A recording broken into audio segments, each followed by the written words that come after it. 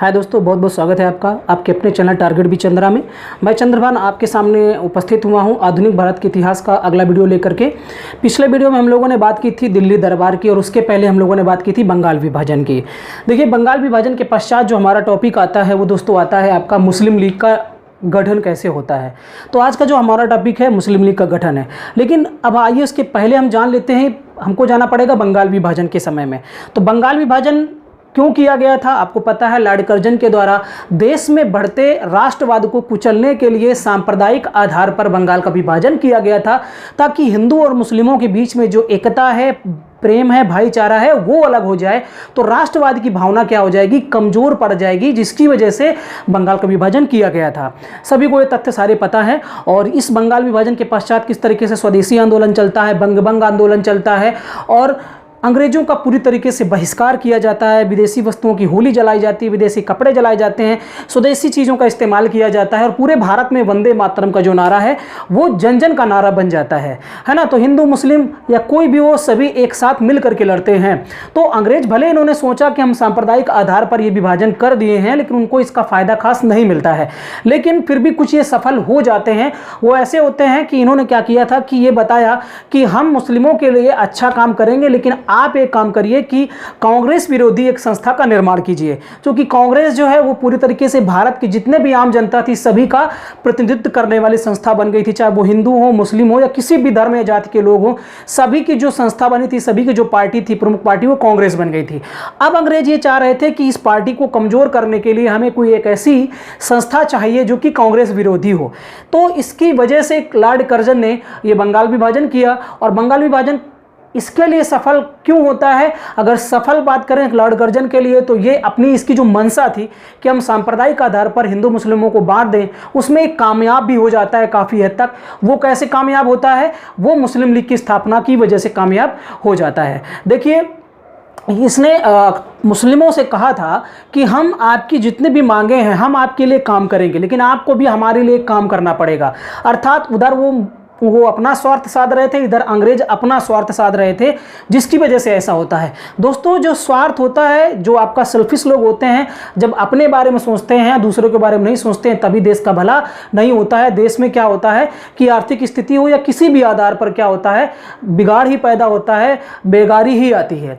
वर्तमान की दृष्टि से भी देखें तो बहुत सारे लोग ऐसे हैं जो कि अपने निजी स्वार्थ के चक्कर में क्या करते हैं, देश की जितनी भी चीज़ें हैं सब, जैसे मान लेते हैं कि अगर कोई योजना लॉन्च होती है तो क्या होता है, उसका पैसा निचले स्तर तक, जमीनी स्तर तक बहुत ही कम पहुंच पाता है। उसका कारण ये होता है निजी स्वार्थ, पर्सनल स्वार्थ। अगर सारे संसार के 50% लोगों के अंदर अगर अपने स्वार्थ के साथ साथ दूसरे के स्वार्थ की बात भी उनके भावना उनके अंदर आ जाए, तो ये सारी चीज़ें ना हो और अपने आप देश तरक्की करने लगे।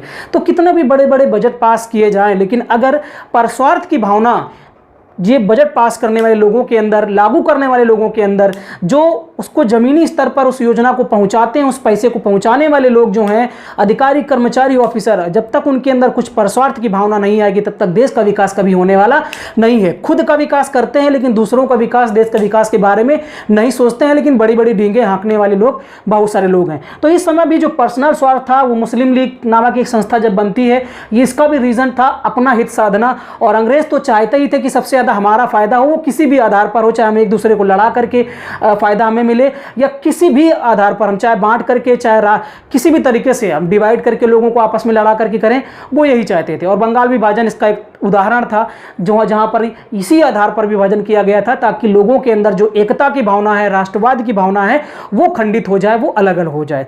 तो इसी परिप्रेक्ष्य में बंगाल विभाजन के पश्चात 1 अक्टूबर 1906 ईस्वी को क्या होता है कि आगा खां के नेतृत्व में एक शिष्टमंडल जो है वो आमंत्रित किया जाता है, जो लॉर्ड मिंटो का भारत सचिव था, जिसका नाम था डनलप नाम का गद्दा भी आता है, उसका नाम भी डनलप था। तो डनलप ने क्या किया कि एक शिष्टमंडल आमंत्रित किया था, जो कि मुस्लिमों का शिष्टमंडल था, और ये लॉर्ड मिंटो से मिलता है। यहाँ पर कुछ मांगे रखी जाती हैं मुस्लिमों के द्वारा।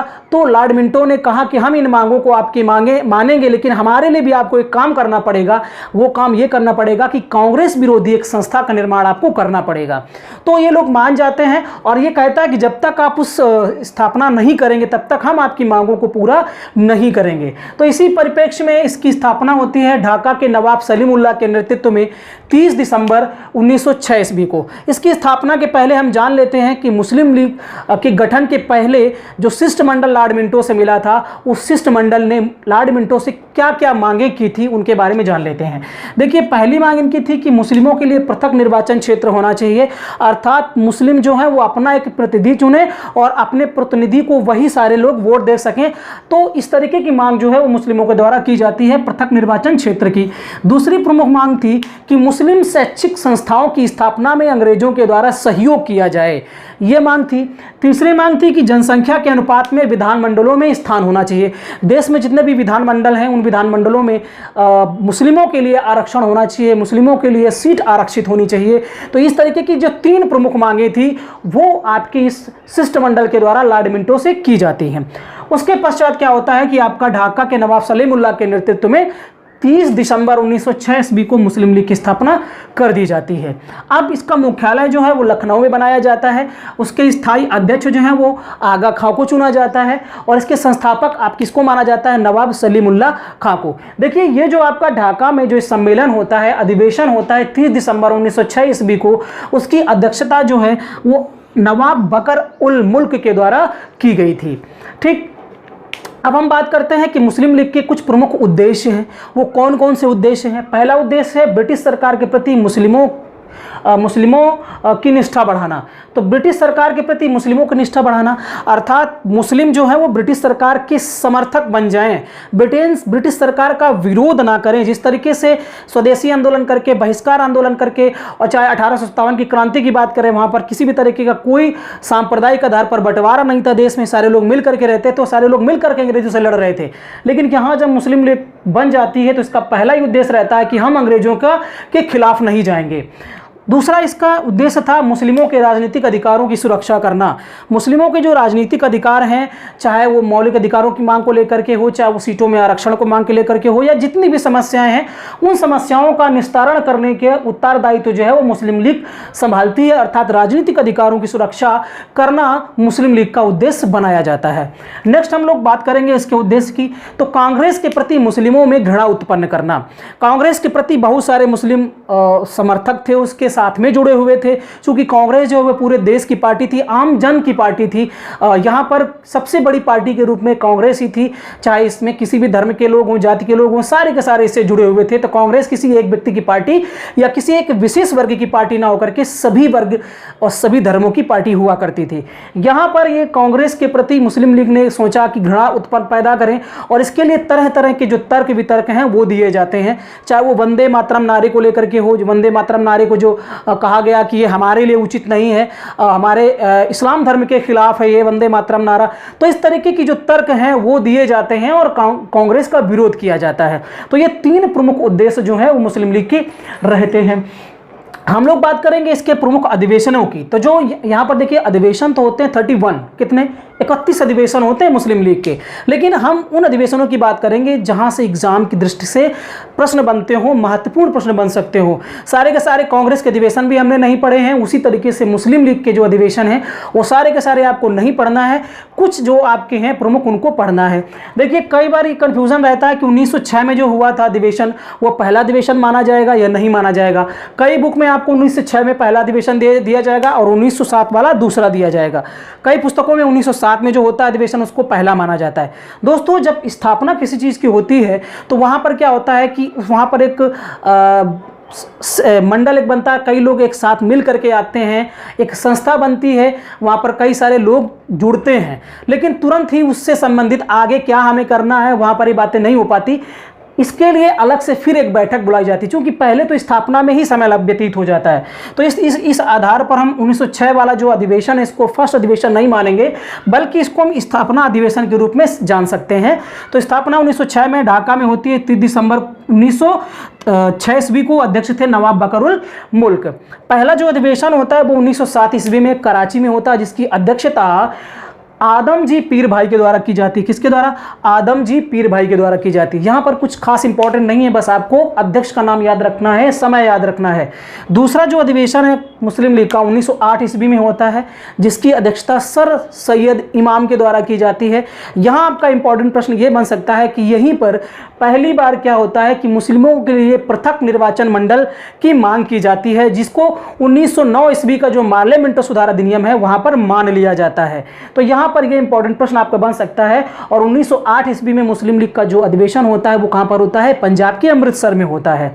तो ये इंपॉर्टेंट यहाँ से प्रश्न बन सकता है। इसके बाद आपका 12वां यहाँ पर हम देख लेते हैं। 12वां मुस्लिम लीग का अधिवेशन जो होता है 1919 ईस्वी में होता है, अमृतसर में होता है, जिसकी अध्यक्षता हकीम अजमल खान के द्वारा की जाती है। और यहाँ पर प्रस्ताव पारित होता है कि बकरीद के अवसर पर गाय का वध नहीं होना चाहिए, इससे संबंधित प्रस्ताव पारित किया जाता है। अर्थात गोवध निषेध प्रस्ताव जो है वो मुस्लिम लीग के 12वें अधिवेशन में जो अमृतसर में हुआ था, जिसकी अध्यक्षता हाकिम अजमल खान के द्वारा की जाती है, वहां पर यह प्रस्ताव पारित होता है। उसके पश्चात हम लोग पढ़ेंगे 21वां अधिवेशन मुस्लिम लीग का 1930 ईस्वी में होता है। कहां पर होता है? इलाहाबाद में होता है, जिसकी अध्यक्षता मोहम्मद इकबाल के द्वारा की जाती है, जिन्होंने नारा दिया था सारे जहां से अच्छा हिंदुस्तान हमारा, और इंकलाब जिंदाबाद का नारा भी इन्हीं के द्वारा बनाया जाता है, जिसको सबसे ज्यादा प्रचारित किया था भगत सिंह ने। तो 1930 ईस्वी के इलाहाबाद के मुस्लिम लीग अधिवेशन में सबसे पहली पाकिस्तान की मांग की जाती है। पाकिस्तान की मांग कैसे की जाती है उसका वीडियो मैंने पहले ही बना दिया है, और साथ साथ में पाकिस्तान का निर्माण या उत्पत्ति कैसे होती है उससे संबंधित वीडियो भी मैंने अपलोड कर दिया है, आप प्लेलिस्ट में जाकर के देख सकते हैं।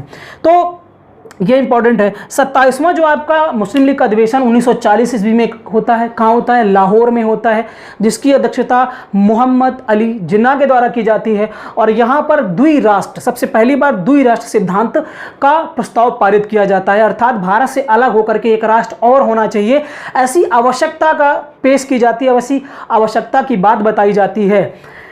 31वां जो अधिवेशन होता है 1943 ईस्वी में कराची में होता है, जिसकी अध्यक्षता मोहम्मद अली जिन्ना के द्वारा की जाती है। और यहाँ पर एक नारा दिया जाता है कि बांटो और छोड़ो, हमें बांट दो, हमें अलग कर दो और हमें छोड़ दो। इस तरीके का नारा जो है मुस्लिम लीग के द्वारा दिया जाता है। कब? आपके कराची अधिवेशन 1943 ईस्वी में जो होता है वो 31वां अधिवेशन था। तो दोस्तों आज़ादी के पहले कुल मिलाकर के 31 अधिवेशन मुस्लिम लीग के होते हैं, और इनमें सबसे ज़्यादा बार जो अध्यक्षता है वो मोहम्मद अली जिन्ना के द्वारा की जाती है। कुल 8 बार अध्यक्षता की जाती है।